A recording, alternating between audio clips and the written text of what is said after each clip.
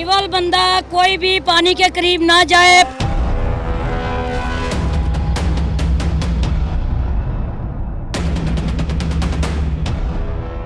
तख्ते हुक्मरानी पर कोई भी बराजमान हो, कोई भी रहनुमा अवाम के बीच खड़ा हो, दरियाओं को इससे कभी कोई सरोकार नहीं रहा।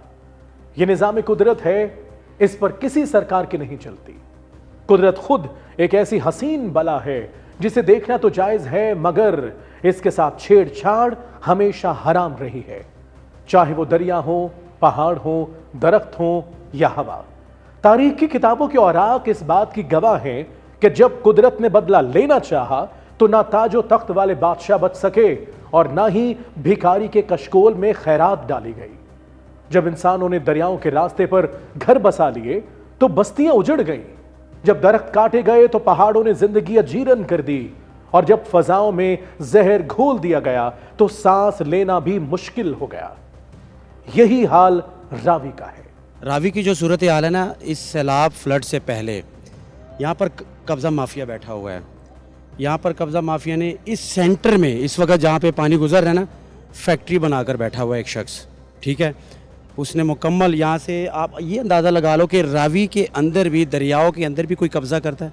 लेकिन हमारे माशरे में ऐसा माफिया है, हमने उसको एक्सपोज भी किया है।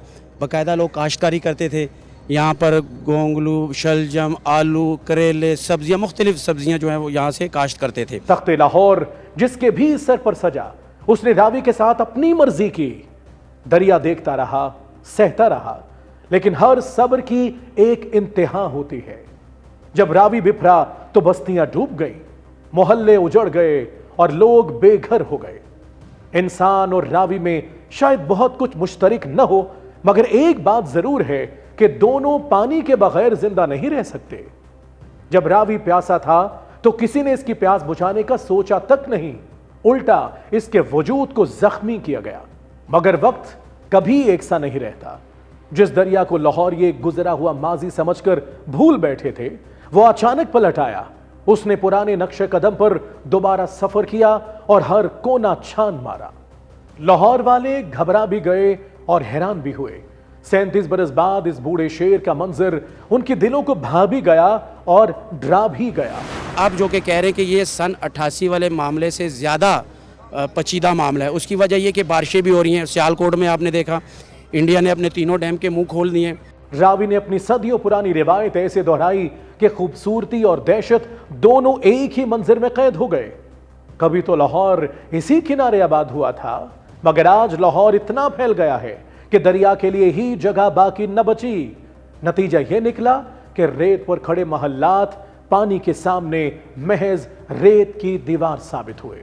यहाँ पे कामरान बारादरी के साथ ही इलाका है कामरान पार्क का, ठीक है। वहाँ पे घरों के अंदर जो पानी का जो रेला है, 2-2, 3-3 फुट पानी घरों में गया है, और वो लोग बेचारे तरसते रहे हैं, तड़पते रहे हैं कि खुदारा हमें यहाँ से कोई टीम आके रेस्क्यू कर ले, हमारी कोई मदद करे। आप देखेंगे सोशल मीडिया पे भी आप क्लिप देख रहे होंगे, लेकिन वहाँ पे मैंने ऐसी कोई सूरत हाल नहीं देखी कि वहाँ तक कोई पहुँचा हो। हालांकि दरिया रावी का बिल्कुल किनारा है। हुक्मरान आते जाते रहे, मगर रावी सबको देखता रहा।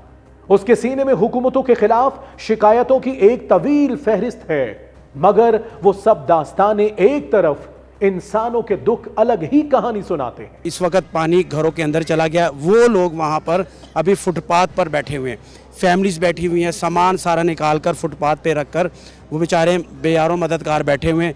वो सोच रहे कि कोई हमारे पास भी आए। दरिया की मंजिल समंदर है और इंसान की मंजिल इंसान। एक का सहारा दूसरे के बगैर मुमकिन नहीं। इधर अल्हम्दुलिल्लाह पका पकाया खाना, पानी और लोगों को रेस्क्यू करने का काम इधर भी जारी है। मेडिकल कैंप इधर लग रहा है, और इसी तरीके से साथ ये फरखाबाद का इलाका है, उधर पानी आया है। हमारे भाई उधर हमारी टीमें मौजूद हैं जो लोगों को घरों से रेस्क्यू करके बाहर लेके आ रही हैं। इस बार कुछ सियासी जमातों ने हुकूमती वसाइल के जरिए मदद की और कैद में बैठे एक रहनुमा ने अपने कारकुनान को मुसीबत ज़दगान के साथ खड़े होने की तलकीन की। मगर यह हकीकत फरामोश नहीं करनी चाहिए कि हर बार ऐसा नहीं होगा। वक्त गुजरेगा, रावी खामोशी से इंतजार करेगा और फिर पलट कर वार करेगा। सुनने में आ रहा है कि कुछ जानवर भी इस पानी के अंदर बह कर आए हैं, कुछ और चीज़ें भी बह कर आई हैं जिनको लोगों ने माले गनीमत समझकर अपने पास रख लिया? जी बिल्कुल फैसल भाई, आप बिल्कुल सही कह रहे हैं। देखें कि सैफन के काला खताई के रोड से ऐसी इतलात हमें भी आई हैं कि जो भैंसें लोगों के माल मवेशी इसके अंदर बह के आए हैं, तो लोगों ने वाकई में माल गनीमत समझते हुए उसको जनाब पकड़ा है।